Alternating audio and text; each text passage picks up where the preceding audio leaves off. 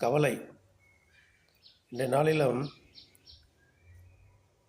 கணவன் மனைவியை நம்ப முடியல, மனைவி கணவனை நம்ப முடியல. ஒரு குடும்பமாக இருக்கிற நம்ம பிள்ளைகளை நம்ப முடியல. அவர்கள் நமக்கு நன்மை செய்வாங்க, உதவி செய்வாங்க அப்படின்னு அவங்கள நம்ம நம்ப முடியல. நம்ப முடியாது. அப்படியாப்பட்ட காலத்திற்குள்ளே நம்ம வந்துட்டோம். ஒரு குறுகிய மனிதனுடைய வாழ்க்கை கொஞ்ச காலம். திருமணத்திற்கு பிறகு ஒரு 30 ஆண்டுகள் அல்லது ஒரு 25 ஆண்டுகள் கடந்து சென்றிடுது. அடுத்தது நமக்கு மரணம் வந்து விடுகிறது. குடும்ப வாழ்க்கை ஒவ்வொரு மனிதனுக்கும் ஒரு கவலையை தந்து விடுகிறது.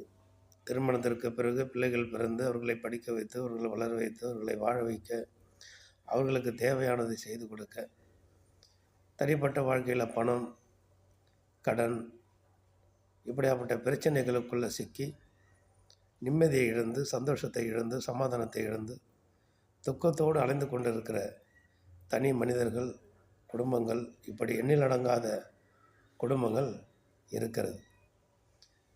நம்ம ஒவ்வொருவரும் நிம்மதியும் சமாதானத்தையும் எங்கே தேடலாம்?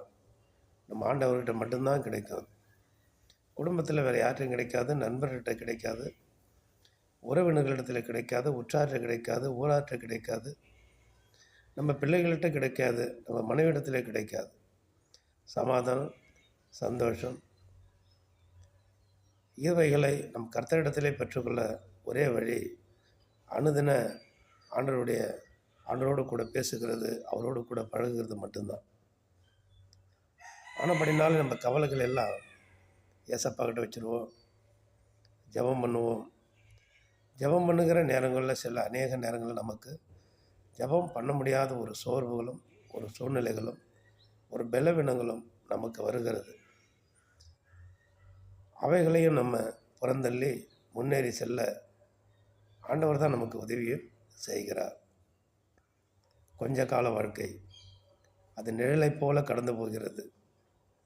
காலையில் எப்படி நம்ம நிற்கும் போது வெயில் ஏறும்போது ஒரு நிழல் தெரிகிறதோ, அது மாலையில் மறைஞ்சிருது. அதே போல் ஒரு விசேஷத்திற்கு ஒரு கூடாரம் போடுறோம், ஒரு சாமினா பந்தல் வாசலில் போட்டு அந்த விசேஷம் முடிந்த பிறகு அந்த சாமினா பந்தல் அகற்றுறோம்.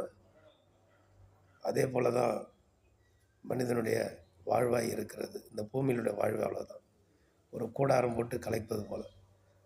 ஆனபடினாலே எப்படி இருந்தாலும் எல்லாவற்றையும் கர்த்தருடைய நிழலிலே, கர்த்தருடைய கிருபையிலே, கர்த்தருடைய தயவிலே, அவருடைய வசனத்திலே, அவருடைய வார்த்தையிலே நாம் நன்மையை, மகிழ்ச்சியை